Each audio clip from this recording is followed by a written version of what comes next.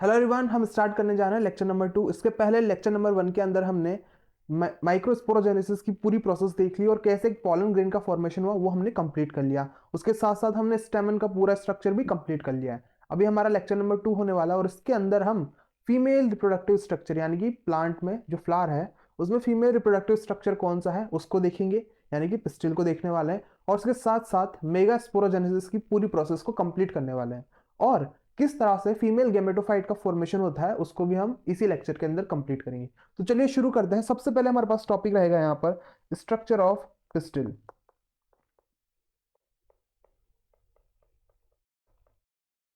अब बेटा मैं अगर स्ट्रक्चर ऑफ पिस्टिल की बात करूं तो हमने इसकी कल भी बात की थी, यानी कि पिछले वाले लेक्चर में बात की थी। तो हमने देखा था कि भाई जो पिस्टिल है उसके 3 पार्ट है, स्टिग्मा, स्टाइल और ओवरी। तो चलो ड्रॉ करते हैं उसे।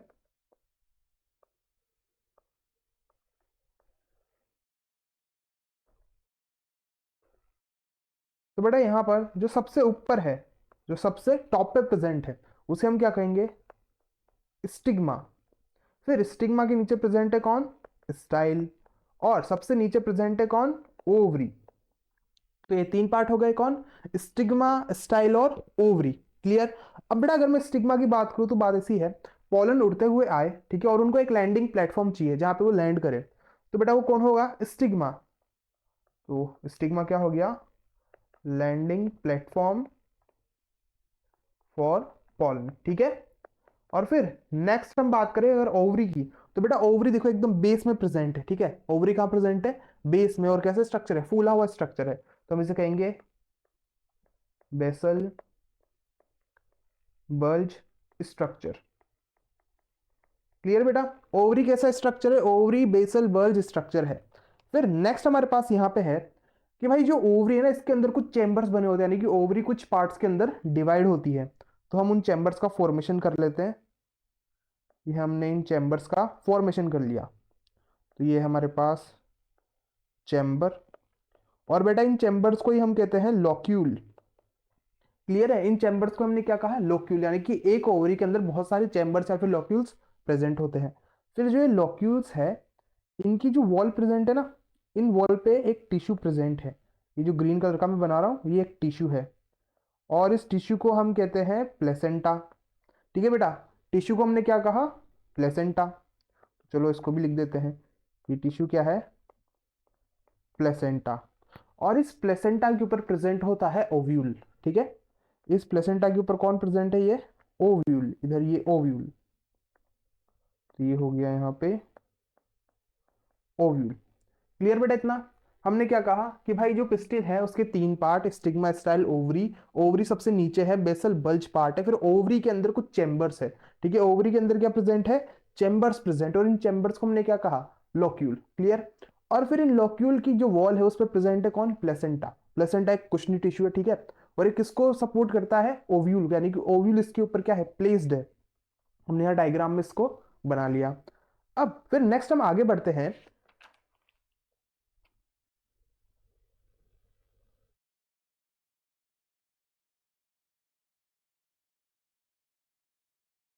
तो बेटा नेक्स्ट अगर हम बात करें नंबर ऑफ कार्पल, ठीक है, हमारा नेक्स्ट टॉपिक होगा यहाँ पे नंबर ऑफ कार्पल। तो बेटा कार्पल कह सकते हो या फिर आप इसे पिस्टिल कह सकते हो, एक ही चीज है। ठीक है, तो यहाँ पे मैंने एक थैलेमस बनाया, ये मैंने एक थैलेमस बनाया। ठीक है, और उस थैलेमस के ऊपर कितनी कार्पल्स प्रेजेंट है? ठीक है, वो डिफरेंट डिफरेंट फ्लावर्स में डिफरेंट है, फिर डिफरेंट स्पीशीज में क्या है? डिफरेंट है। तो चलो मैं सबसे पहले यहाँ बात करता हूँ सिंगल कार्पल, यानी कि आपके पास जो थैलेमस है उसके ऊपर ये सिंगल प्रेजेंट है। ये देखो ये सिंगल, तो ये क्या हो गया? सिंगल कार्पल या फिर मोनोकार्पल। ठीक है, फिर नेक्स्ट हम बात करें यहां पर, तो नेक्स्ट होगा बाय कार्पलरी। तो बेटा देखो बाय कार्पलरी, बाय यानी कि दो, यानी कि यहाँ पे कितनी कार्पल प्रेजेंट है? दो। तो यहां पर मैंने ये दो कार्पल साथ में बना दी। ठीक है, मैंने यहाँ पे क्या किया? दो कार्पल को साथ में बना दिया। और एक और चीज हो सकती है, या तो भाई ये दोनों कार्पल ऐसे साथ में जुड़ी हुई हो या फिर अलग हो। चलो एक और डायग्राम बना देता हूं मैं यहाँ पे।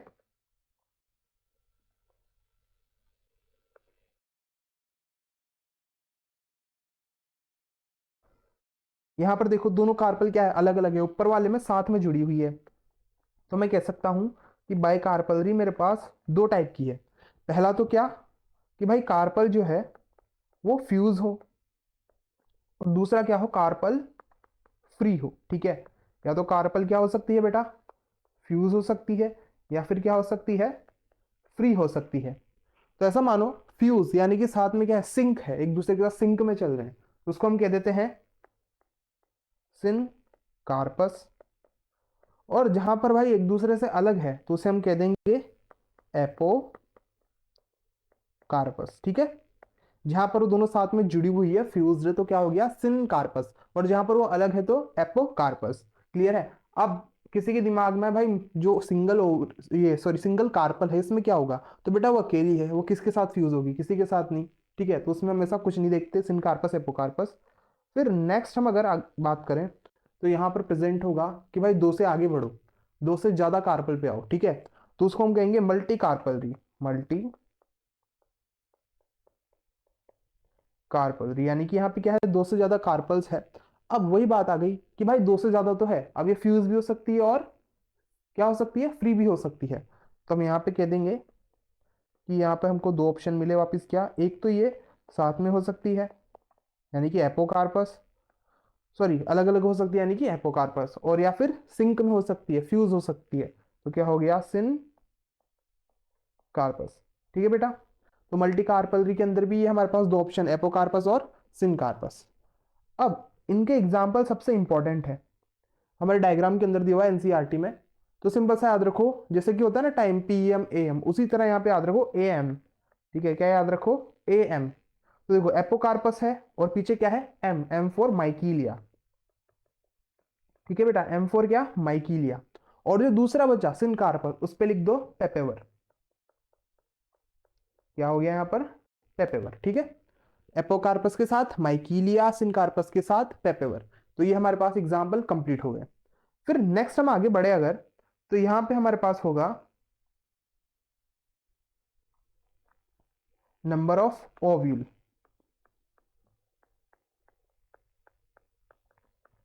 तो बेटा ओव्यूल बेसिकली जो सीड्स होते हैं, फर्टिलाइज सीड्स, ये ओव्यूल ही बनाता है। ठीक है, तो देखो इसमें क्या होगा, अभी अपन ने बात की कि एक ओवरी है, ओवरी के अंदर क्या है, चैम्बर्स है, चैम्बर्स में प्लेसेंटा है, प्लेसेंटा पे प्रेजेंट है कौन, ओव्यूल। तो बेटा ये जो नंबर ऑफ ओव्यूल है ये भी क्या होता है, डिफरेंट प्लांट्स के अंदर डिफरेंट होगा। ठीक है, तो यहां पर हम देखते हैं कि किसी फ्रूट के अंदर तो भाई सिंगल सीड निकलता है, आपने देखा हो जैसे मैंगो है, उसमें सिंगल सीड निकला, तो उसी तरह हम इसको कहेंगे भाई सिंगल ओव्यूल। तो सिंगल ओव्यूल यानी कि single seed in fruit, fruit के अंदर कितने सीड है, सिंगल सीड। एग्जाम्पल क्या होगा इसका, मैंगो, ठीक है, राइस और वीट। तो इनका जो ओव्यूल है, सिंगल ओव्यूल है तो सिंगल सीड का फॉर्मेशन करेगा, और एग्जाम्पल ये हो गए। फिर वहीं पे कुछ के अंदर क्या होता है भाई, बहुत सारे ओव्यूल होते हैं, बहुत सारे ओव्यूल तो सीड भी क्या होंगे, बहुत सारे। एग्जाम्पल देखते हैं, तो देखो मैनी ओव्यूल, तो क्या हो गया यहाँ पर, मैनी सीड। अब बेटा ज्यादा सीड किसमें, जैसे वाटरमेलन, पपाया। ठीक है, वाटरमेलन और पपाया,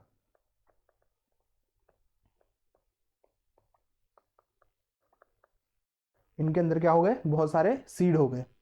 फिर नेक्स्ट हमारे पास जो इंपॉर्टेंट टॉपिक आता है वो है स्ट्रक्चर ऑफ ओव्यूल। ठीक है, क्या हो गया नेक्स्ट हमारे पास, स्ट्रक्चर ऑफ ओव्यूल।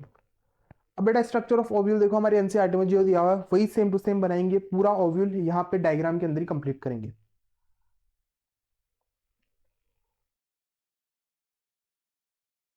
तो चलो डायग्राम बना लेते हैं अपन। सबसे पहले प्लेसेंटा, ठीक है, ये मैंने यहाँ पर प्लेसेंटा ड्रॉ कर दिया। ठीक है, और प्लेसेंटा कहाँ प्रेजेंट होगा, चैम्बर की वॉल पे, लोक्यूल की वॉल पे। अब मैं इस डायग्राम को कंप्लीट करता हूँ।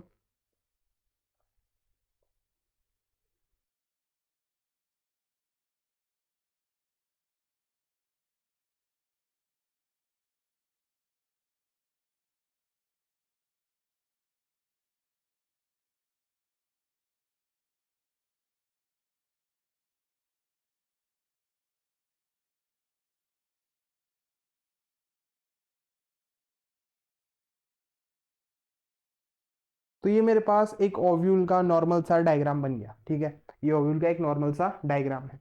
अब लेबल करते हैं और इसके बारे में जानते हैं। सबसे पहले ये है प्लेसेंटा, ठीक है। ये क्या हो गया? Placenta.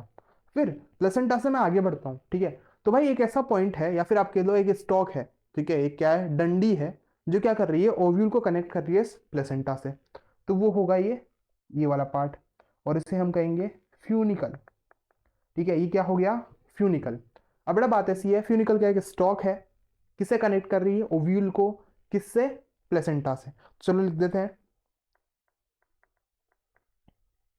Stock connect ovule to placenta, ठीक है बेटा। ये हो गया। फिर नेक्स्ट हम आगे बढ़ते हैं। तो यहाँ पे जो फ्यूनिकल एंड होगा, ठीक है, यहाँ पे एक पॉइंट प्रेजेंट है जिसे हम कहेंगे हाइलम, ठीक है। ये पॉइंट क्या हो गया? हाइलम। अब जो हाइलम है बेसिकली क्या कर रहा है? पॉइंट ऑफ अटैचमेंट है इसका फ्यूनिकल, यानी कि जो फ्यूनिकल आएगा इस हाइलम के ऊपर अटैच होगा। तो चलो इसे भी लिख देते हैं हम, point of attachment of funicle, ठीक है बेटा। ये हमारे पास क्या हो गया? हाइलम। प्लेसेंटा, प्लेसेंटा का स्टॉक है कौन? फ्यूनिकल। फ्यूनिकल भाई एक पॉइंट पे अटैच है जिसे हम क्या कहेंगे? हाइलम। अब यहां से ओव्यूल का मेन स्ट्रक्चर स्टार्ट हो रहा है, ठीक है। अब बड़ा बात ऐसी है कि जैसे आप किसी के घर पे गए, ठीक है, गेट लगा हुआ है, यानी कि क्या भाई, घर पे कोई नहीं है, आपको वापस क्या पड़ेगा? जाना पड़ेगा, ठीक है। या फिर कोई इनडायरेक्ट में आपको कह रहा है चला जा। तो उसी तरह ओव्यूल में देखो, एक एंड तो इसका बंद है और एक एंड इसका ओपन है। तो जो बंद वाला एंड है ना, जिधर क्लोजिंग है, उसको हम कहेंगे चलाजा एंड, ठीक है। क्या कहेंगे उसे? Chalaza and. तो नीचे वाला क्या हो गया? चलाजा एंड, ठीक है। और जो दूसरी तरफ ओपनिंग है, इसे हम कहेंगे माइक्रोपाइल एंड, माइक्रोपाइल एंड, ठीक है। ये दो एंड हो गए, एक चलाजा, दूसरा माइक्रोपाइल। फिर नेक्स्ट देखो, यहां पर कुछ लेयर्स प्रेजेंट है, या फिर हम लेयर्स की जगह वर्ड यूज करेंगे इंटीग्मेंट। तो ये हमारे पास आउटर इंटीग्मेंट, और अंदर की साइड पे कौन होगी? इनर इंटीग्मेंट, ठीक है बेटा। ये हमारे पास क्या हो गई? दो लेयर्स, या फिर आप कह सकते हो दो इंटीग्मेंट हो गई, आउटर और इनर। फिर नेक्स्ट अगर मैं बात करूं कि जो ओव्यूल है इसके बीच में कुछ सेल्स प्रेजेंट, ठीक है। ओव्यूल्स के बीच में ये कुछ सेल्स प्रेजेंट है, और बेटा सारे के सारे सेल्स जो है डिप्लॉयड सेल्स है, ठीक है। और इनको हम कहते हैं न्यूसिलस, न्यूक्लियस नहीं, न्यूसिलस, ठीक है। ये कैसे है? न्यूसिलस। Tissue enclosed bye integument, clear है बेटा। और कैसे सारे? डिप्लॉयड, क्योंकि प्लांट भी कैसा है? डिप्लॉयड। आप सिंपल से ऐसे देखो, ये जो स्पोरोजिनस टिश्यू थे ना वहां पे, जिन्होंने पोलन ग्रेन का फॉर्मेशन किया, वो भी डिप्लॉयड थे। उसी तरह यहाँ पर न्यूसिलस सेल है, ये भी डिप्लॉयड है। तो आप कंपेयर कर सकते हो स्पोरोजिनस टिश्यू मेल में equals to nucellus in female, ठीक है। तो यहाँ पर जो हमारे पास डायग्राम कंप्लीट हो चुका है ओव्यूल का। चलो एक बार वापस रिवाइज करते हैं। सबसे पहले प्लेसेंटा, प्लेसेंटा के बाद funicle, funicle stock like structure है, ओव्यूल को कनेक्ट कर रहा है प्लेसेंटा से। फिर नेक्स्ट क्या है? एक पॉइंट है हाइलम। तो हाइलम भाई एक ऐसा पॉइंट है जहां पर फ्यूनिकल अटैच होगा। फिर उसके बाद ओव्यूल की बात की, ओव्यूल के दो एंड, जिधर बंद वो चला जा, और जिधर ओपनिंग वो माइक्रोपाइल, ठीक है। कितने इसके पास इंटीग्मेंट है? दो, आउटर और इनर। बीच में कुछ सेल्स प्रेजेंट है, डिप्लॉयड सेल्स, क्या कहते हैं उन्हें? न्यूसिलस सेल्स, ठीक है। तो ये पूरा डायग्राम जो है किसका है? ओव्यूल का। अब नेक्स्ट पे हम आगे बढ़ते हैं। तो बेटा नेक्स्ट की अगर हम बात करें, तो जितने भी ये न्यूसिलस सेल्स है ना, इनमें अब क्या होगी? मेगास्पोरोजेनेसिस चलेगी, ठीक है। क्या चलेगी? मेगास्पोरोजेनेसिस। और एक टाइम पे किसी एक न्यूसिलस को ले लेंगे और उसके अंदर मेगास्पोरोजेनेसिस को हम स्टार्ट करेंगे। तो चलो स्टार्ट करते हैं हम मेगास्पोरोजेनेसिस, ठीक है बेटा। यहां पर है हमारे पास मेगास्पोरोजेनेसिस। अब मेगास्पोरोजेनेसिस क्या होती है? तो formation of megaspore is known as megasporogenesis, ठीक है। Formation of megaspore is megasporogenesis, genesis. अब बेटा मेगा स्पोरोजेनेसिस को बताने से पहले मैं एक बार आपको माइक्रोस्पोर फॉर्मेशन याद करा दूं, यानी कि माइक्रोस्पोरोजेनेसिस। उसमें क्या था, स्पोरोजेनस टिश्यू थे, उसमें से हमने एक स्पोरोजेनस टिश्यू में से एक सेल को बाहर निकाल लिया। क्या था वो? पॉलन मदर सेल, डिप्लॉयड था। उसके अंदर मियोसिस हुआ, कितने सेल का फॉर्मेशन हुआ? 4 सेल का। क्या थे वो? माइक्रोस्पोर, या फिर आपने कहा माइक्रोस्पोर टेट्राड। अब एक माइक्रोस्पोर को हमने लिया और उसके अंदर हमने पूरी पॉलन ग्रेन फॉर्मेशन तक की प्रोसेस की, यानी कि जो बाकी 3 बचे थे उनके अंदर भी एज इट इज जो फंक्शन है, या फिर हम कहें जो चलने वाला है प्रोसेस, वो वैसा ही होगा। ठीक है, तो उसी तरह हम अगर मेगा स्पोरोजेनेसिस को देखें तो ये माइक्रोस्पोरोजेनेसिस से बहुत अलग है। जैसे वहां पर 4 सेल बने थे, चारों ने आगे जाके पॉलन ग्रेन का फॉर्मेशन किया, पर यहां पर 3 सेल डीजनरेट कर जाते हैं। ठीक है, वो कैसे होता है चलो देखते हैं। तो यहाँ पे हमारे पास बहुत सारे न्यूक्लियस सेल्स है। ठीक है, ये बहुत सारे न्यूक्लियस सेल्स है, और इनके बीच में भाई ये एक और न्यूक्लियस सेल है। अब बात ऐसी हुई कि जो न्यूक्लियस सेल माइक्रोपाइल एंड की तरफ प्रेजेंट है, ठीक है, माइक्रोपाइल एंड की तरफ जो प्रेजेंट है उनमें से कोई एक सेलेक्ट हो जाता है, नेचर उसे सेलेक्ट करता है। ठीक है, कोई एक वहां से सेलेक्ट हो जाता है, तो यहाँ लिख दो ये भाई, ये तो सारी न्यूक्लियस है, और इनमें से ये एक सेलेक्ट हो गया, इसे हम कहेंगे एमएमसी, यानी कि मेगास्पोर मदर सेल। ठीक है बेटा, ये क्या हो गया? Megaspore mother cell. और जैसे वहां पे पॉलन मदर सेल था, उसी तरह ही क्या है? Megaspore mother cell. और ये जो मेगास्पोर मदर सेल है अभी कैसा है? डिप्लॉयड। अब जो हमारे पास आगे प्रोसेस होगी मेगा स्पोरोजेनेसिस, वो हमें इसी के अंदर करनी है। तो चलो इसे बना लेते हैं कि क्या हुआ, ये सेल जो है इसने अपना साइज बढ़ा लिया। ठीक है, बड़ा हो गया। इसके चारों तरफ अभी भी प्रेजेंट है ये न्यूक्लियस सेल्स।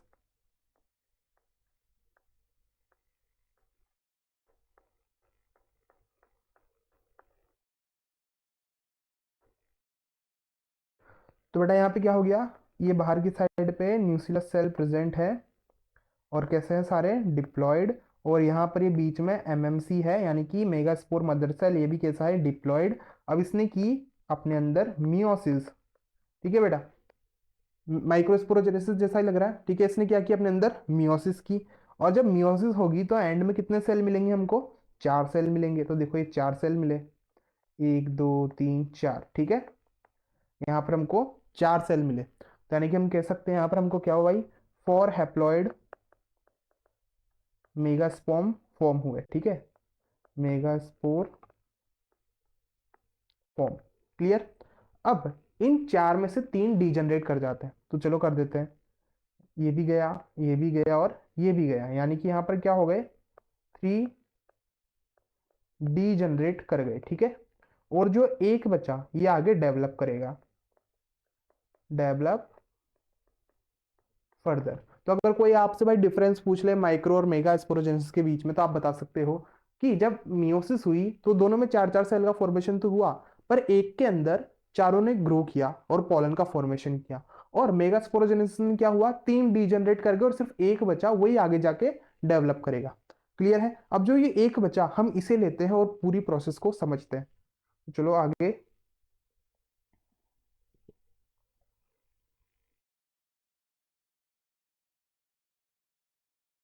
ये एक स्पोर बचा है भाई, और इस एक ही स्पोर का यहाँ पे डेवलपमेंट होना है, तो हम इसको कहेंगे मोनोस्पोरिक डेवलपमेंट। क्लियर बेटा? ये क्या है? Monosporic development. मोनोस्पोरिक, मोनो यानी कि सिंगल, ऐसा डेवलपमेंट जिसमें सिंगल स्पोर डेवलप हो रहा हो, तो मोनोस्पोरिक डेवलपमेंट। अब ये मेरे पास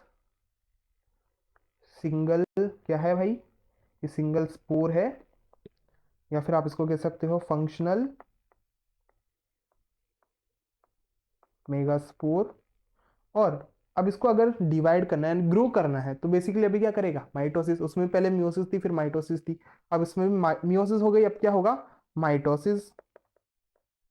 और जब इसमें माइटोसिस हो रही है तो इसने क्या किया भाई? अपना साइज बढ़ाया, इसने अपना साइज और ज़्यादा बढ़ाया। अभी देखो इसमें कितने न्यूक्लियस है? एक। ठीक है, 1 न्यूक्लियाई। और फिर इसने की माइटोसिस, और माइटोसिस करने के बाद इसमें भाई एक के कितने हो जाएंगे? 2। ठीक है, एक के कितने न्यूक्लियस हो जाएंगे? 2। तो इसके अंदर ये 2 न्यूक्लियस हो गए।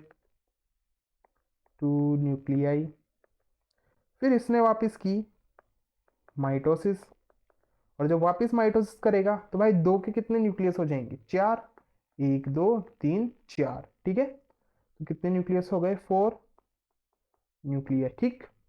फिर नेक्स्ट इसमें क्या होगा कि भाई एक बार वापस माइटोसिस करेगा। इसने एक बार वापस क्या की?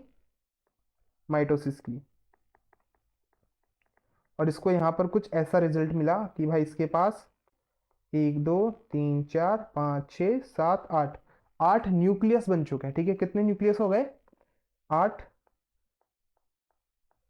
न्यूक्लिया या फिर न्यूक्लियस, ठीक है। इसके पास 8 न्यूक्लियस बन चुके हैं। अब बेटा देखो क्या हुआ कि जो न्यूक्लियस है तो डिवाइड करते जा रहे हैं, यानी कि कैरियोगेमी होती जा रही है, पर अभी तक सारे न्यूक्लियस एक साथ में है, यानी कि जो साइटोप्लाज्म है वो भी डिवाइड नहीं हुआ। यानी कि अब हमें क्या करना पड़ेगा? साइटोप्लाज्म को डिवाइड करना पड़ेगा। और ऐसा डिवीजन जिसमें न्यूक्लियस ही डिवाइड करते जा रहे हो, साइटोप्लाज्म अभी तक डिवाइड नहीं हुआ, तो इसे हम कहेंगे फ्री न्यूक्लियर डिवीजन, ठीक है बेटा। ये क्या हो रहा है? Free nuclear division. तो यहाँ पे चल रहा है स्ट्रिक्टली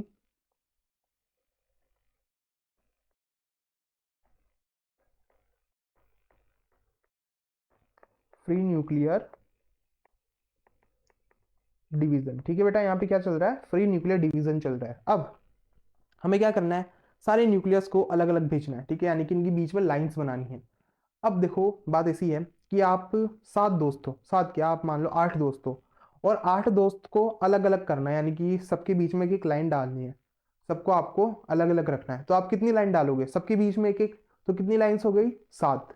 तो उसी तरह मेरे पास यहाँ पे 8 न्यूक्लियस है, 8 दोस्त है, इनको मुझे अलग करना है, तो कितनी लाइंस डलनी चाहिए? 7 लाइन। पर यहाँ पे क्या होता है कि दो दोस्त साथ में रहना चाहते हैं, वो दोनों अलग नहीं होना चाहते, तो हमको यहाँ पे 6 लाइन डालनी है, यानी कि जो साइटोकाइनेसिस है वो 6 बार होगी। तो हम कहेंगे भाई अब यहाँ पर साइटोकाइनेसिस होगी, वो भी कितने टाइम? 6 टाइम, ठीक है। और जब यहाँ पर साइटोकाइनेसिस होगी तो मुझे कुछ ऐसा रिजल्ट देखने को मिलेगा, और ये रिजल्ट बहुत इंपॉर्टेंट है, ठीक है। मेरे को कुछ ऐसा रिजल्ट देखने को मिलेगा कि यहाँ पर मेरे पास 1 2 3 4 5 और 6, एक बड़ा सेल है और उसके अंदर छोटे छोटे 6 सेल प्रेजेंट है, और ये इन सेल्स के न्यूक्लियस, और ये बीच में दो दोस्त साथ में रह गए। क्लियर है? ये दो दोस्त क्या हो गए? साथ में रह गए। अब इसे लेबल करते देखो। तो ये जो ऊपर हमारे पास 3 सेल दिख रहे हैं, इनको हम कहते हैं एंटीपोडल सेल। ये क्या हो गए? Antipodal cell. क्लियर है बेटा? कितने हैं ये है 3 सेल। और फिर जो बीच में आपको 2 न्यूक्लियस दिख रहे हैं, ठीक है, 2 न्यूक्लियस जो साथ में दिख रहे हैं, इन्हें हम कहते हैं पोलर न्यूक्लियाई। क्लियर बेटा? इन्हें हमने क्या कहा? Polar nuclei. अब ये जो पोलर न्यूक्लियाई है, इनमें क्या होने वाला है कि भाई ये बेसिकली जो बीच का बड़ा सेल है उसके न्यूक्लियस है। फिर नीचे की साइड पे देखो, नीचे की साइड पे हमारे पास ये जो 2 सेल दिख रहे हैं साइड वाले, इन्हें हम कहते हैं सिनर्जिड। सिनर्जिड, ठीक है बेटा। इनको हमने क्या कहा? सिनर्जिड। और जो बीच वाला सेल है इसे हम कहेंगे एग सेल। क्लियर हो गया? साइड में 2 सिनर्जिड, बीच में कौन? एग सेल, यानी कि जो एग सेल हमेशा किसकी तरफ होगा? सिनर्जिड की तरफ। और यहाँ पर कुछ स्पेशलाइज्ड स्ट्रक्चर प्रेजेंट है सिनर्जिड्स के अंदर, जिन्हें हम कहते हैं फिलीफॉर्म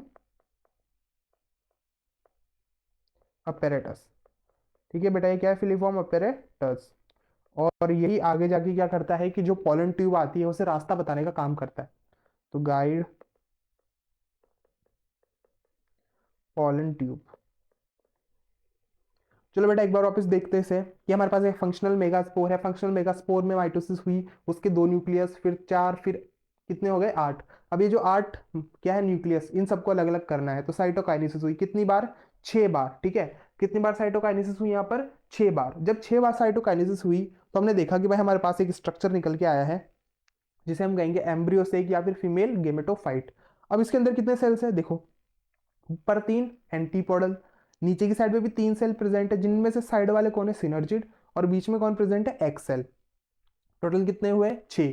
और एक बीच में बड़ा सेल प्रेजेंट है जिसे हम कहेंगे सेंट्रल सेल।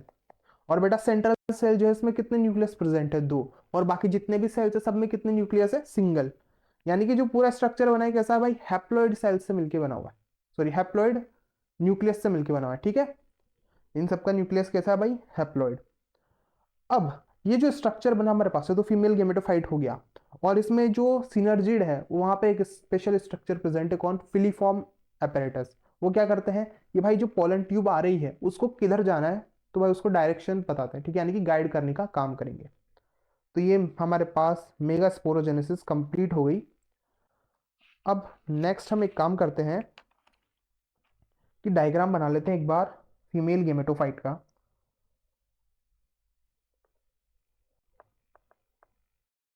फीमेल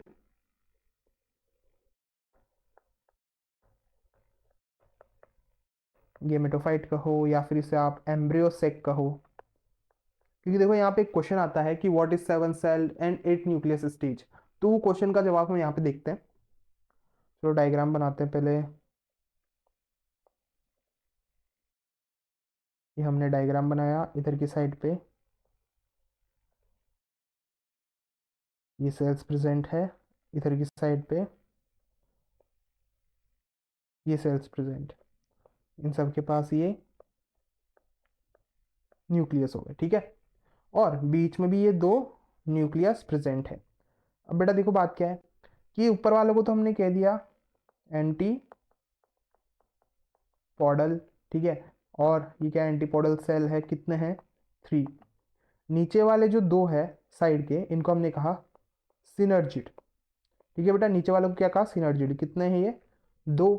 और इनके बीच में कौन प्रेजेंट है, ये एग सेल, ठीक है, इनके बीच में कौन प्रेजेंट है, एग सेल। एग सेल कितना है भाई, सिंगल। फिर नेक्स्ट देखो, यहाँ पे एक बड़ा सेल प्रेजेंट है जिसे हम कहेंगे सेंट्रल सेल, और इसके जो न्यूक्लियाई है या फिर जो न्यूक्लियस उन्हें हम कहेंगे पोलर न्यूक्लियाई, और इसके पास कितने न्यूक्लियाई है, 2। क्लियर है बेटा इतना, ये हमने अभी जस्ट देखा, 3 एंटीपोडल, बीच में सेंट्रल सेल, उसके नीचे भी 3 सेल, ठीक है, साइड वाला सिनर्जिड, बीच वाला एक सेल, और जो सिनर्जिड है उसमें कौन प्रेजेंट है, ये फिलीफॉर्म apparatus। अब देखो मेन चीज क्या है यहाँ पे कि जो हमारा एंटीपोडल सेल्स है ये होंगे चलाजा एंड पे, चलाजा एंड पे, ठीक है, किधर है ये, चलाजा एंड पे। और जो हमारे सिनर्जिड है ये होंगे माइक्रोपाइल एंड पे, ठीक है बेटा, ये किधर है, माइक्रोपाइल एंड पे।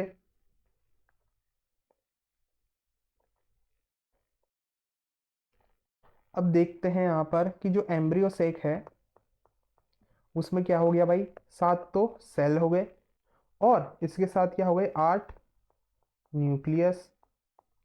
अब इस भाई कोई आपसे पूछ ले कि इसमें 7 सेल क्यों है, 8 न्यूक्लियस क्यों है, तो सिंपल सा बताना कि जो सेंट्रल सेल है उसके अंदर 2 न्यूक्लियस प्रेजेंट है, दोनों अलग नहीं हुए, उनकी साइटोकाइनेसिस नहीं हुई, इसलिए यहाँ पर हमारे पास 7 सेल बने और 8 न्यूक्लियस रहे। तो यही है आपकी 7 सेल्ड 8 न्यूक्लिएटेड स्टेज, और ये आपको सिर्फ मिलेगी कहाँ पर, जब मेगा स्पोरोजेनेसिस कंप्लीट हो जाएगा, ठीक है, जब फीमेल गेमेटोफाइट का फॉर्मेशन हो जाएगा।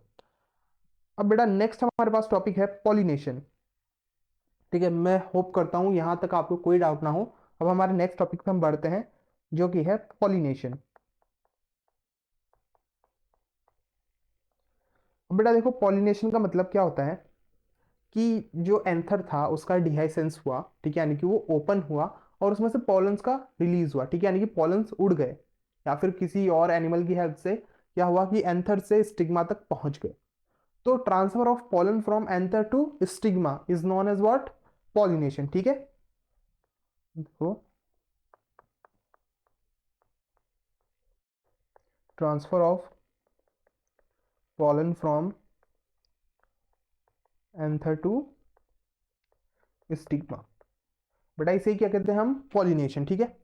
और अगर मैं बात करूं पॉलिनेशन के सोर्स की, ठीक है, कि भाई जो पॉलिनेशन है किस टाइप का होता है, ठीक है, सोर्स के बेसिस पे बात करते हैं कि कौन से प्लांट से आ रहा है, कैसे फ्लावर से आ रहा है, तो उसकी बात कर लेते हैं हम। चलो, टाइप ऑफ पॉलिनेशन,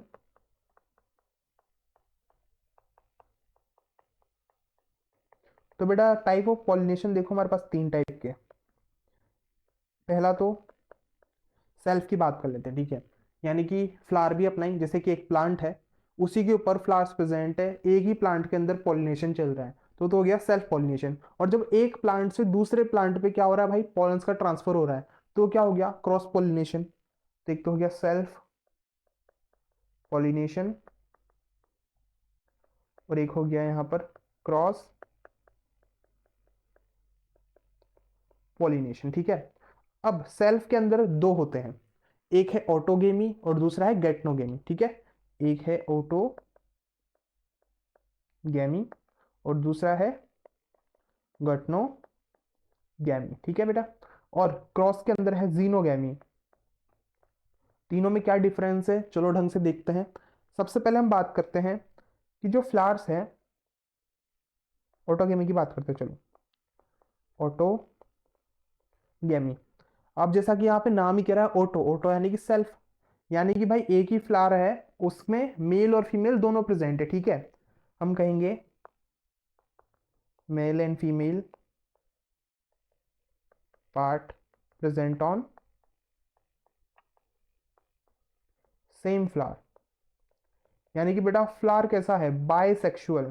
फ्लावर कैसा है, बाइसेक्सुअल फ्लावर। ठीक है, तो यहाँ पे क्या हो रहा है कि भाई सेम फ्लावर है, उसी के ऊपर मेल और फीमेल दोनों प्रेजेंट है, उसी फ्लावर से निकले पॉलन और उसी फ्लावर के स्टिग्मा पे लैंड कर गए, तो ये क्या है, ऑटोगेमी। यहाँ पे क्या हुआ, ऑटोगेमी हुई। चलो डायग्राम बना के बता देता हूं मैं।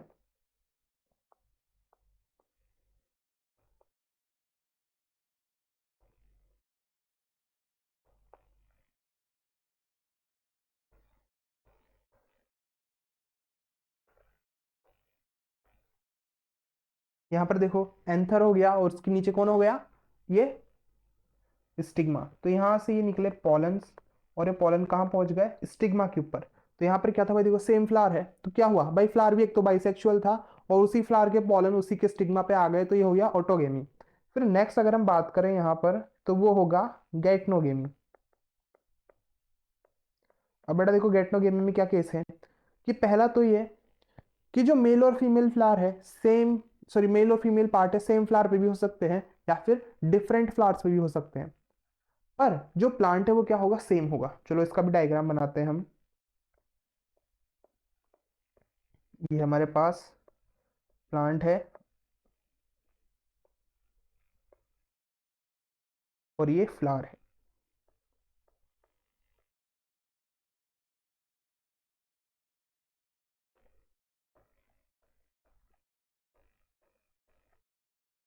अब बेटा देखो यहाँ पे क्या हो रहा है, प्लांट सेम है। ठीक है, यहाँ पर क्या है, सेम प्लांट, और जो फ्लावर्स है ना वो बाइसेक्सुअल भी हो सकते हैं, यूनिसेक्सुअल भी हो सकते हैं,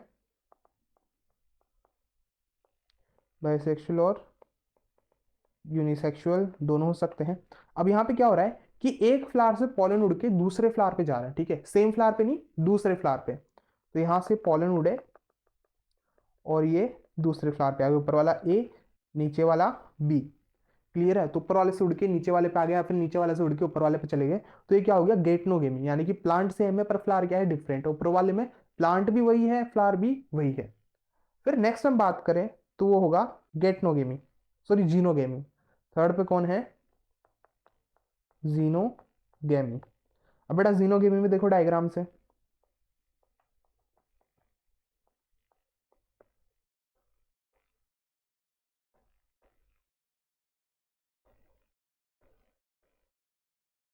जीनोगेमी में हमारे पास यहाँ पे ये फ्लावर हो गया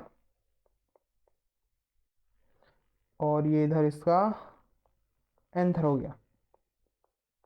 देखो मैं सारे सारे बाइसेक्सुअल बना रहा हूँ, पर गेटनोगेमी और जीनोगेमी में यूनिसेक्सुअल भी हो सकते हैं। अब बेटा यहाँ पे देखो दो प्लांट है, ए और बी। अब प्लांट ए से पोलन रिलीज हुए, ठीक है, प्लांट ए से ये पोलन निकले और प्लांट बी पे पहुंचे। ए से कहाँ गए, बी पे, यानी कि डिफरेंट प्लांट पे गए पर स्पीशीज क्या है, सेम। तो भाई यहाँ पे क्या हो गया, pollination between different plant of same species. और यहां पर क्या हो रहा है भाई, एक प्लांट से दूसरे प्लांट में पॉलन जा रहे हैं, यानी कि प्लांट क्या है, डिफरेंट है, तो जो वेरिएशन है वो यहां पर आएगी। ठीक है, वेरिएशन हमको सबसे ज्यादा कहां देखने को मिलेगी, जीनोगेमी में। वेरिएशन अकर। और वहीं हम बात करें ऑटोगेमी की, तो बेटा ऑटोगेमी में तो कोई वेरिएशन नहीं होने वाली क्योंकि सेम फ्लावर है, तो यहाँ हम लिख देंगे नो वेरिएशन।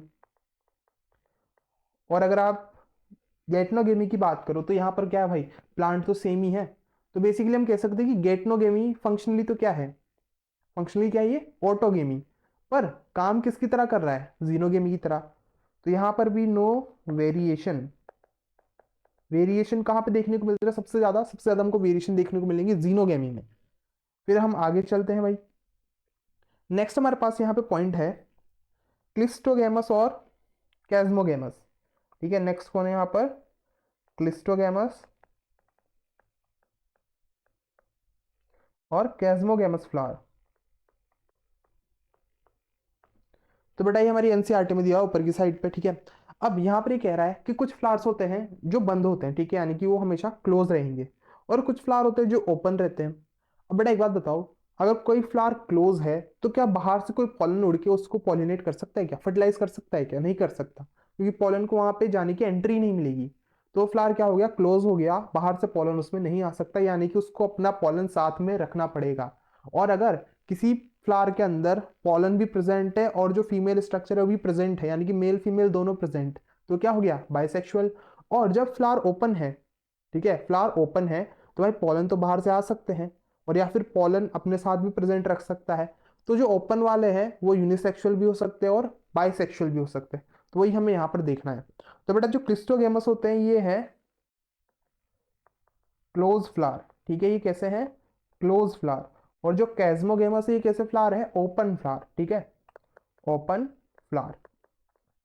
और अभी मैंने कहा कि भाई अगर फ्लावर बंद है तो उसमें बाहर से पॉलन नहीं आ सकते, मेल फीमेल को साथ में रहना पड़ेगा, तो यहाँ पे क्या है, बाइसेक्सुअल है।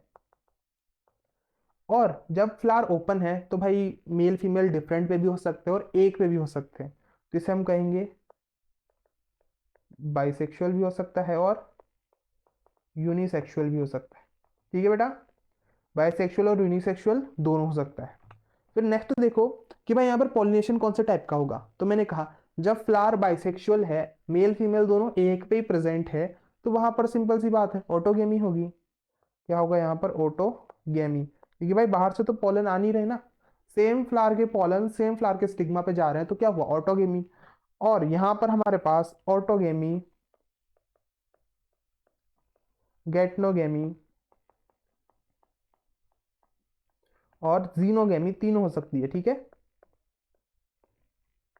अब बेटा नेक्स्ट चीज है कि अगर फ्लावर बंद है, पॉलन कहीं से आ नहीं रहे, तो क्या पॉलिनेटर की रिक्वायरमेंट है, क्या किसी ऐसे, यूं कहें हम पॉलिनेटर, या फिर हम किसी ऐसी चीज की जरूरत है क्या जो पॉलन को लेके आए, ठीक है, कोई ऐसी फैसिलिटी चाहिए क्या, नहीं चाहिए, तो हम लिख देंगे पॉलिनेटर नॉट रिक्वायर्ड। ठीक है बेटा, यहाँ पे पॉलिनेटर की कोई ज्यादा जरूरत नहीं है। और फिर नेक्स्ट हम बात करें इधर, तो भाई यहाँ पे फ्लावर खुला हुआ है, यहाँ पे पॉलिनेटर की जरूरत पड़ेगी, ठीक है, तो यहाँ लिख देंगे हम पॉलिनेटर रिक्वायर्ड। क्लियर है बेटा। फिर नेक्स्ट देखो कि इनके एग्जाम्पल क्या होंगे, तो क्लोज में तो एग्जाम्पल है आपके पास अंडरग्राउंड फ्लावर,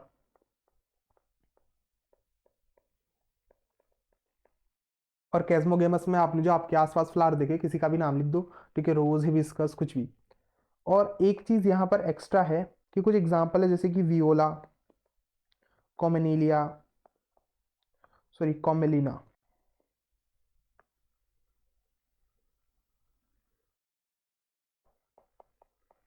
और ऑक्जेलिस। इन तीनों के अंदर जो फ्लावर्स है ना, क्लिस्टोगेमस और कैस्मोगेमस दोनों टाइप के मिलते हैं। ठीक है, यहाँ पर क्या है भाई, बोथ क्लिस्टोगेमस एंड कैस्मोगेमस प्रेजेंट। तो ये हमारे पास एक नॉर्मल सा डिफरेंस हो गया क्लिस्टोगेमस और कैस्मोगेमस फ्लावर के बीच में। क्लियर है बेटा इतना। अब चलो आगे चलते हैं अपन।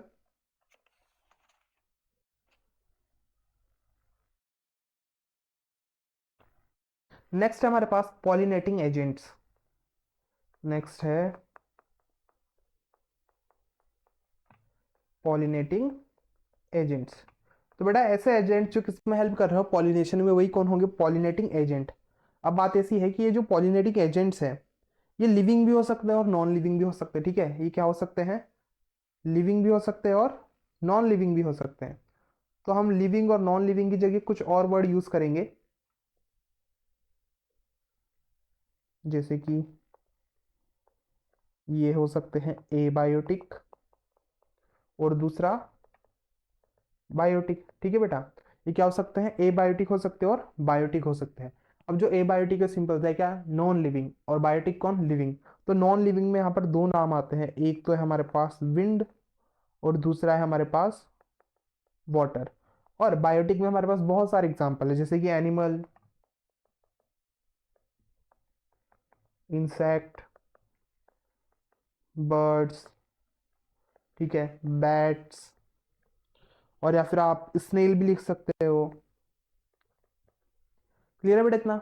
अब फिर यहाँ पे नेक्स्ट क्वेश्चन ये आता है कि भाई एबायोटिक और बायोटिक में सबसे ज्यादा पॉलिनेशन कौन करता है, ठीक है। जैसे इधर एबायोटिक इधर बायोटिक, दोनों में से ज्यादा पॉलिनेशन कौन करेगा। तो इसका सिंपल सा एग्जांपल है कि जो बायोटिक है वो ज्यादा पॉलिनेशन करता है किससे, एबायोटिक से। पहली चीज तो ये।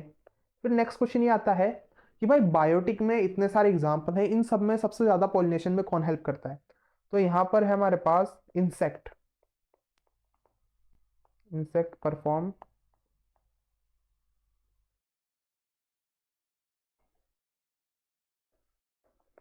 मोर पॉलिनेशन, ठीक है। और फिर एक और चीज हो सकती है कि भाई इंसेक्ट में भी सबसे ज्यादा कौन, तो यहां पर एग्जांपल है आपका हनी बी। फिर नेक्स्ट चीज है कि भाई ए बायोटिक के अंदर विंड और वाटर दोनों हैं, दोनों में से ज्यादा पॉलिनेशन कौन करेगा। तो उसका आंसर है विंड, विंड वाटर से ज्यादा पॉलिनेशन करता है। क्लियर बेटा इतना। बायोटिक है, बायोटिक में ज्यादा कौन, बायोटिक। फिर बायोटिक के अंदर जितने भी उनमें सबसे ज्यादा कौन, इंसेक्ट, इंसेक्ट में भी कौन, हनी बी। और एबायोटिक के अंदर कौन, विंड। क्लियर हो गया इतना। अब चलो हम बात करते हैं विंड की, या फिर हम बात करें एबायोटिक एजेंट। और एबायोटिक एजेंट में हम सबसे पहले पढ़ेंगे विंड को। अब बेटा विंड क्या है भाई, विंड हवा चल रही है और पोलन को अपने साथ ले गई, ठीक है। हवा चली और पोलन को अपने साथ ले गई। अब अगर विंड को या फिर मैं कहूँ हवा को, पोलन को अपने साथ लेके जाना, तो पोलन के कुछ कैरेक्टर्स है। सबसे पहला तो क्या, कि पोलन जो है उनको लाइट होना पड़ेगा, ठीक है, यानी कि हल्का हो। पोलन्स जो है नॉन स्टिकी हो, ऐसे पोलन्स भाई साथ में ग्रुप ना बना ले। क्लियर है। तो चलो लिख दे फीचर्स। ये सबसे पहला तो क्या, पोलन जो है स्मॉल हो, ठीक है, स्मॉल पोलन और नॉन स्टिकी। ठीक है, कैसे हो बेटा, नॉन स्टिकी हो। फिर नेक्स्ट है लाइट भी होनी चाहिए। ये तो हमने पोलन के फीचर्स देख लिए। फिर नेक्स्ट हम बात करें कि भाई स्टिग्मा को कैसा होना चाहिए। तो बेटा स्टिग्मा को बेसिकली स्टिकी होना चाहिए, ठीक है, फैदरी होना चाहिए, फैला हुआ स्टिग्मा होना चाहिए, कि पोलन आए उसको इजीली कैप्चर कर ले। तो हम यहाँ लिखेंगे एक्सर्टेड और फैदरी। क्लियर बेटा इतना, कैसा होना चाहिए, एक्सर्टेड और फैदरी। अब हमारी एनसीईआरटी के अंदर एक डायग्राम दिया हुआ है कुछ ऐसा।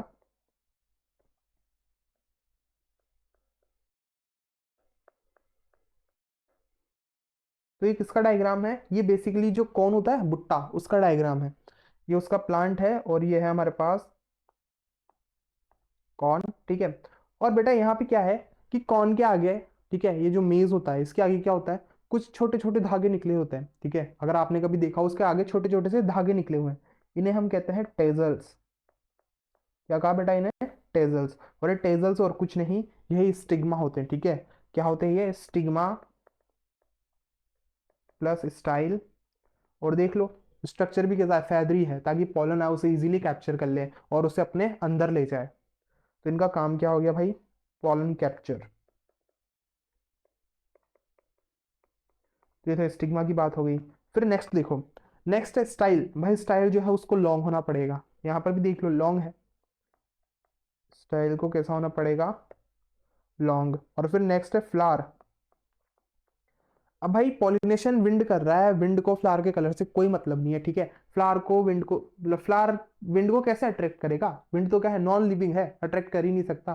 तो फ्लावर के कलर से कोई मतलब नहीं है। तो हम यहाँ लिख देंगे फ्लावर कैसा होगा, कलरलेस होगा, स्मॉल होंगे, ठीक है, और हमेशा क्लस्टर में होंगे, ठीक है, स्मॉल इन क्लस्टर। जैसे कि आपने भुट्टे में देखा हो, जितने भी मेज निकलते, जितने भी दाने होते हैं, वो सारे फ्लावर्स होते हैं, ठीक है, वो सारे क्या होते हैं, फ्लावर्स होते हैं। फिर फ्लावर से वो सारे एक अलग अलग दाने बनते हैं, सारे बहुत छोटे छोटे फ्लावर थे। और उनका फिर क्या हुआ भाई, जब पॉलिनेशन हो गया, फर्टिलाइजेशन हुआ, तो उन फ्रूट्स के अंदर वो कन्वर्ट हो गए। फिर नेक्स्ट हम आगे चलते हैं वाटर पे, ठीक है बेटा। नेक्स्ट कौन है, वाटर। तो ऐसा पॉलिनेशन जहां पर पॉलिनेटिंग एजेंट कौन है, वाटर, तो क्या हो गया भाई, वाटर पॉलिनेशन। अब यहाँ पर बेसिकली जो प्लांट्स है किसमें प्रेजेंट होंगे, पानी में, ठीक है, प्लांट कहाँ प्रेजेंट है, पानी में। तो यहाँ पर हमको दो का एग्जाम्पल याद रखना है। एक तो हो गया ऑन सरफेस पॉलिनेशन, और एक है हमारे पास अंडर वाटर पॉलिनेशन।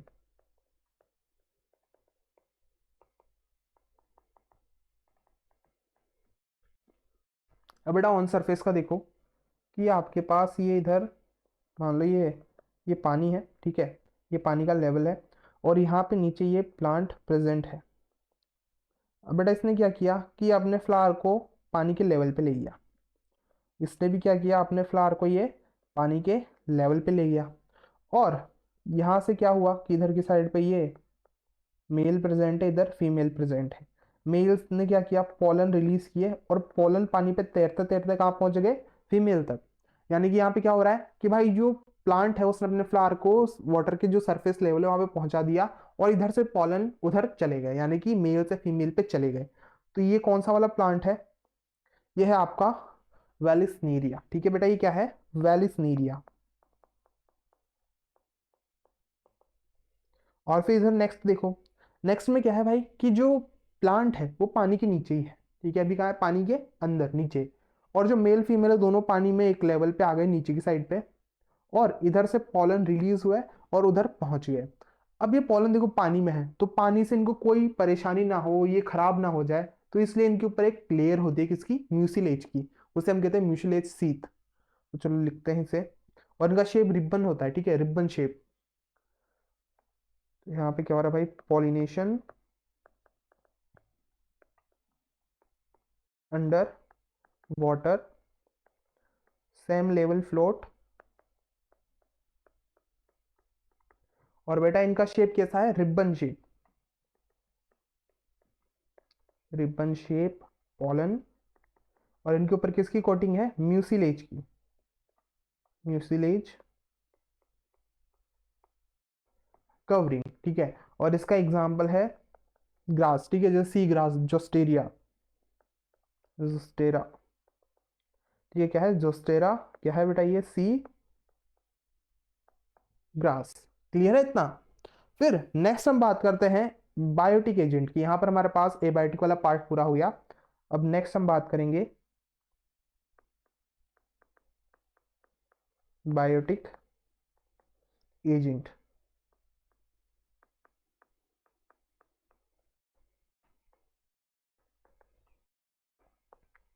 अब बेटा बायोटिक एजेंट में देखो, सबसे पहले इंसेक्ट, एनिमल्स, ठीक है, बहुत सारे हैं, तो हम इंसेक्ट की बात करते हैं।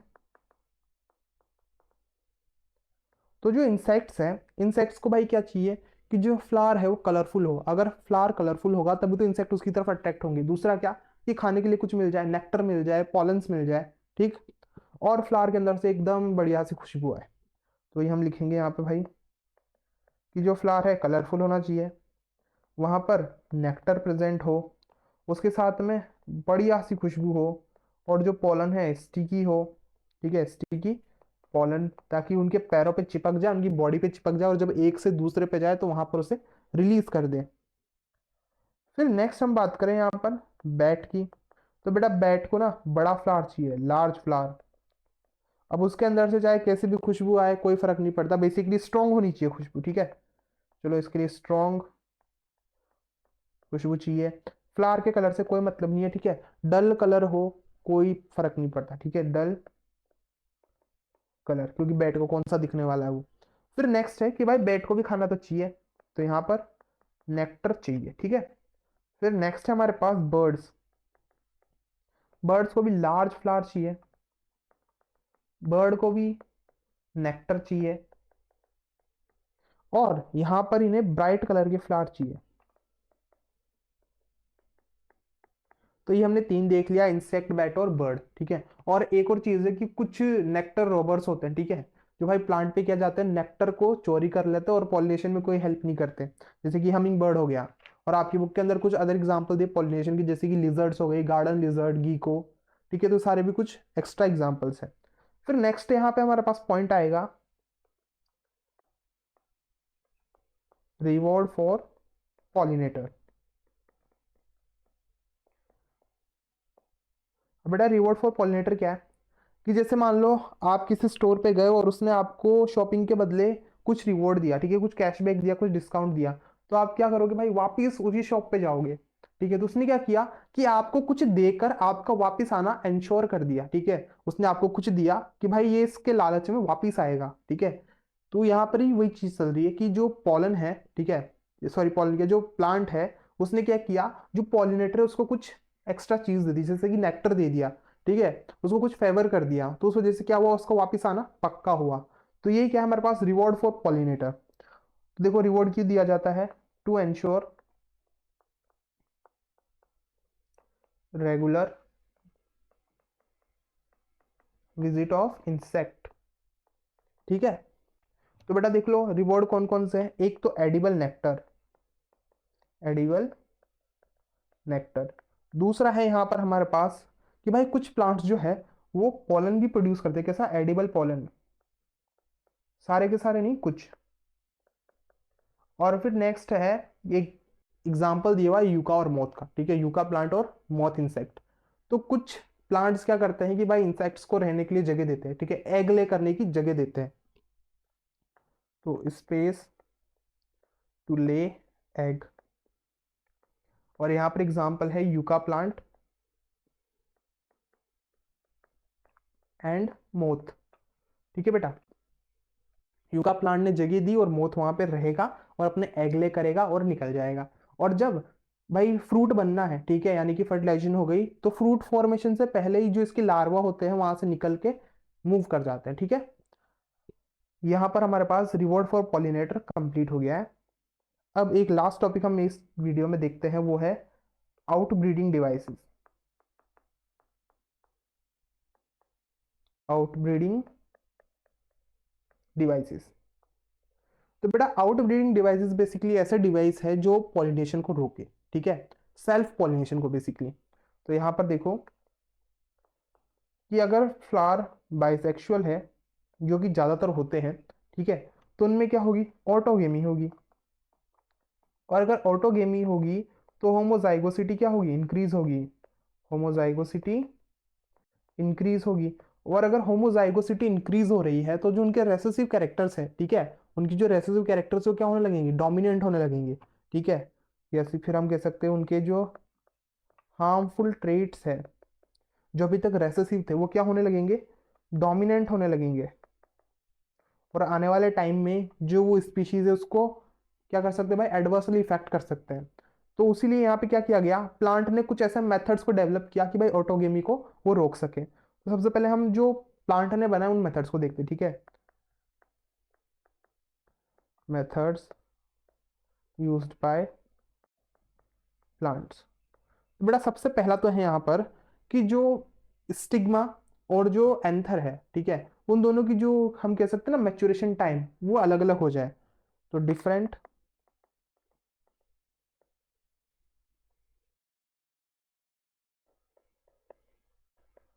Time of maturity of both stigma and anther, कि भाई दोनों का जो मैच्योरिटी का टाइम है वो क्या हो जाए, डिफरेंट हो जाए। यानी कि जब पोलन प्रोड्यूस हो तो भाई स्टिग्मा रिसेप्टिविटी शो ना करे, और जब एंड वो हमारा स्टिग्मा है एकदम सही काम कर रहा है, यानी कि जब वो मैच्योर हो गया हो तब वहां पे पॉलन प्रेजेंट ना हो। तो इस तरह से क्या कर सकते हैं, ऑटोगेमी को रोक सकते हैं। और फिर नेक्स्ट देखो, नेक्स्ट हमारे पास भाई इनकी पोजीशन डिफरेंट कर दो, पोजीशन क्या कर दो, डिफरेंट कर दो, यानी कि एक दूसरे से इनको क्या कर दो, दूर कर दो। दूर रहेंगे तब भी पॉलिनेशन को नहीं कर पाएंगे। फिर नेक्स्ट यहाँ पर एक और तरीका है, वो है यूनिसेक्सुअल फ्लावर। भाई यूनिसेक्सुअल फ्लावर को बनाना स्टार्ट कर दो। अगर फ्लावर यूनिसेक्सुअल रहेगा, ठीक है, फ्लावर कैसा रहेगा, यूनिसेक्सुअल, तो मेल अलग पे फीमेल अलग पे, ऑटोगेमी का चांस नहीं। क्लियर है। फिर नेक्स्ट यहाँ पर एक और चीज है, सेल्फ इनकम्पेटिबिलिटी। Self incompatibility. अब बेटा देखो, सेल्फ इनकम्पेटिबिलिटी में क्या हो रहा है कि फ्लावर था, उसी का पॉलन उसी के स्टिग्मा पे आ गया। अब जेनेटिक मैकेनिज्म से स्टिग्मा ने क्या किया, उसे पहचान लिया कि भाई ये अपने फ्लावर से आया है, तो उसने उसको क्या कर दिया, रिजेक्ट कर दिया। ठीक है, वो क्या हो गया, सेल्फ इनकम्पेटेबल हो गया। तो हम कह देंगे कि भाई क्या है, जेनेटिक मैकेनिज्म है। क्लियर बेटा। और इसने क्या किया, अपने प्लांट के, या फिर मैं कहूँ अपने फ्लावर के पॉलन को रिजेक्ट कर दिया। तो ये तो वो मेथड थे जो प्लांट ने बनाए। पहला तो क्या, डिफरेंट टाइम मैच्योरिटी का, पोजीशन डिफरेंट। फिर तीसरी चीज क्या हो गई यहाँ पर, तीसरी चीज हमारे पास यूनिसेक्सुअल फ्लावर का प्रोडक्शन किया, ठीक है, यानी फॉर्मेशन किया। बाइसेक्सुअल से किधर शिफ्ट हुआ, यूनिसेक्सुअल पे। और फिर नेक्स्ट है हमारे पास सेल्फ इनकम्पेटिबिलिटी। ठीक है बेटा। फिर नेक्स्ट हम आगे बढ़ते हैं इस पे। तो कुछ ऐसे मेथड है जो ह्यूमंस ने बनाए, ठीक है, तो आर्टिफिशियल मेथड देख लो। आर्टिफिशियल मेथड, और ये आर्टिफिशियल मेथड दो है। पहला है बैगिंग। बेटा देखो, बैगिंग में क्या हो रहा है कि जो स्टिग्मा था उसको हम एक पेपर बैग से क्या करते हैं, कवर कर देते हैं। ठीक है, पेपर बैग से क्या कर देते हैं, कवर कर देते हैं, कवर स्टिग्मा। फिर नेक्स्ट है कि भाई अगर इसको कवर कर देंगे तो दूसरा फ्लावर भी तो इसे पॉलिनेट नहीं कर पाएगा, यानी फर्टिलाइज नहीं कर पाएगा। तो यहाँ पर क्या होगा कि भाई एक तो पॉलिनेशन के पहले कवर कर देते हैं और दूसरा पॉलिनेशन के बाद कवर कर देते हैं, बिफोर